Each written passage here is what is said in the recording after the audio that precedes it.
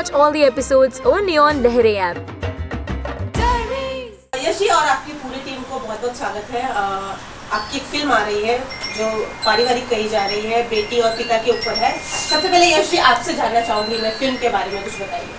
सबसे पहले तो भोजपुरी के जितने भी दर्शक हैं सभी दर्शकों को यश कुमार का हाथ जोड़ करके प्रणाम है। ये फिल्म यश कुमार की फिल्म नहीं है, ये फिल्म है एक टीम की, एक ऐसी टीम की फिल्म है जिस कहानी को लिखते वक्त हमने सबसे पहले एक इस कहानी का आधार बनाया छठी मैया को। मैं बचपन में जब छठी माई के पूजा करने के लिए माँ के साथ बंगही वगैरह वो क्या बोलते हैं जी बंगही जब लेकर के जाता था तो मैं ये देखता था कि छठ घाट पे पूजा करते हुए छठ मैया बेटे की लंबी उम्र मांगती हैं, बेटा मांगा जाता है, पति की लंबी उम्र मांगी जाती है। तो उस बचपन से एक ही ख्वाहिश थी, एक सोच थी कि पूजा करने वाली खुद एक औरत होती है। छठी मैया की पूजा कर रही हैं वो खुद एक औरत हैं। समाज की इससे बड़ी विडंबना क्या होगी कि एक औरत की पूजा करके अपने कुल खानदान को चलाने के लिए एक औरत एक कन्या नहीं मांग रही है बल्कि एक पुरुष मांग रही है, क्योंकि उसको अपना खानदान चलाना है, अपना कुल चलाना है। तो एक बचपन से एक कुंठा थी मेरे अंदर। तो मैंने एक दिन मेरे डायरेक्टर सुजीत वर्मा को बुलाया। मैंने सुजीत वर्मा से कहा, सुजीत वर्मा एक फिल्म बनाते हैं यार। सुजीत वर्मा इसके पहले एसोसिएट डायरेक्टर बहुत सारी बड़ी बड़ी फिल्मों में रहे। तो उन्होंने बोला कि किस कहानी पे बनानी। मैंने कहा यार छठी माँ को आधार बना करके हम लोग फिल्म बनाते हैं। जैसे हिंदी इंडस्ट्री में एक फिल्म आई थी जय माँ संतोषी फिल्म आई थी, तो मुझे याद है कि बड़ी बड़ी बॉलीवुड की फिल्मों को रोक दी गई थी, उस फिल्म को इतनी कामयाबी मिली थी। तो मैंने कहा छठ माँ को आधार बना करके एक पिता और एक पुत्री के ऊपर कहानी लिखते हैं। तो इस पहली बार मैंने कलम उठाया और कहानी लिखने की बीड़ा उठाई, जिसमें मेरा सहयोग दिया राइटर SK चौहान जी ने। तो सबसे बड़ा एक आधार है इस फिल्म में छठी मैया। बिहार की सबसे बड़ी देवी हैं, पूर्वी उत्तर प्रदेश को अगर देख लिया जाए तो सबसे बड़ी देवी हैं। और छठी माँ की लोकप्रियता आप इतनी कह लीजिए कि हिंदुस्तान के बाहर आप अमेरिका चले जाइए, लंदन चले जाइए, मॉरिशस चले जाइए, बैंकॉक चले जाइए, फिजी आइलैंड चले जाइए, विश्व के हर कोने में आज की डेट में छठी माई की पूजा होती है।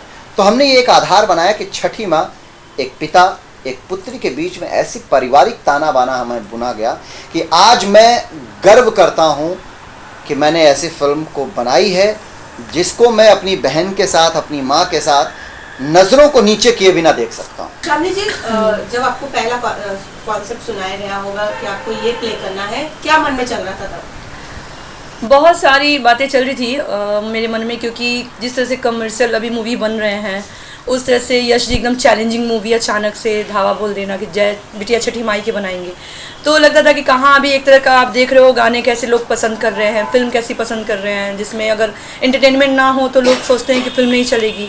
तो जब इनका कॉल आया, ये उस समय शूटिंग कर रहे थे बिटिया छठी माई के, कि मैंने सब कास्ट कर लिया, हमारी फिल्म ऑलमोस्ट कंप्लीट हो चुकी है, लेकिन इस पार्ट में जिसके लिए हम फिल्म बनाने छठी माई अभी तक हम लोग फाइनल नहीं किए थे और मुझे आपको लेना है और आप मेरी फिल्म कर रही हैं। चूँकि हम लोग बहुत अच्छे फ्रेंड हैं तो मैं कुछ नहीं पूछती उनसे मेरा रोल क्या है, मैं क्या कर रही हूँ, या कितना पेमेंट है, या कितने दिन का टाइम चाहिए, कुछ नहीं। मैंने बोला यश जी कब आना है, तो इस दिन मैं गाड़ी भेजता हूँ और आपको सेट पे आना है। मैं पूछी जा रही हूँ कि छठी मैया का, तो अभी तक मैंने सच में मैं गूगल सर्च कर रही हूँ कि शायद कुछ मिल जाए, छठी मैया का कोई रूप हो तो मैं प्रिपेयर होके जाऊँ, कॉस्ट्यूम वगैरह लेकर के जाऊँ, इससे ज्वेलरी लेके जाऊँ। तो ये बोले आपको कुछ नहीं लाना है, बस आपको आना है। तो मैं बोली कि ठीक है, पक्का नहीं लाना कुछ भी? तो नहीं। मैं जब सेट पे गई तो यहाँ कुछ सीन चल रहे थे, चूँकि ये फिल्म में बाप बेटी के रोल जो है बहुत अहम है, अहम भूमिका में है। हमारे साथ जो बैठी हुई है प्रीति, तो इनके सीन कुछ चल रहे थे। मैं अचानक से पहुँची तो तालियों से इन्होंने एक ही बोला छठी मैया का स्वागत कीजिए। तो इन्होंने माइक लिया हुआ था, बोला तो मैं क्या करना है मुझे कुछ नहीं पता, तो आप जाइए, मेरा मेकअप मैन जा रहा है, मेरे कॉस्ट्यूम आ जा रहा है, आपको तैयार करेंगे। तो मुझे जो रूप दिया गया तो मुझे खुद भी बिलीव नहीं हुआ कि मैं ऐसी दिख सकती हूँ, ऐसी लग सकती हूँ जब यश जी ने तैयार किया है। तो फिर उसके बाद जब सेट पे आई तो मैं सोची क्या बोलना है, कैसे बोलना है। तो इन्होंने जो डायलॉग समझाए, सुजीत जी नो डाउट की बहुत अच्छे डायरेक्टर हैं, बहुत अच्छे से ट्रीट किया इन्होंने मुझे सेट पे। कोई एटीट्यूड नहीं कि मैं इस फिल्म का डायरेक्टर हूँ तो मैं जैसा बोलूँगा, ऐसा कुछ नहीं। इन्होंने सब लोगों के साथ एक टीम मेंबर जिसको बोलते हैं बना के इन्होंने स्पेशली पूछा कि आप किस चीज़ में कंफर्टेबल है, कहाँ कैसे, इस चीज़ को आपको बोलना है तो आप कैसे बोलेंगी। फिर यश जी ने बहुत सपोर्ट किया डायलॉग डिलीवरी टाइम में कि देखिए अभी तक हम लोग हीरोइनों वाली छवि पालते थे कि मैं हीरोइन हूँ, मुझे ये सीन्स करने थे ये, लेकिन इसमें एकदम भूल जाना है आपको कि आप एक एक्ट्रेस हैं। आप बस छठी मैया हैं ये आपको याद रखना, आप छठी माई या माँ कैसे बोलती हैं।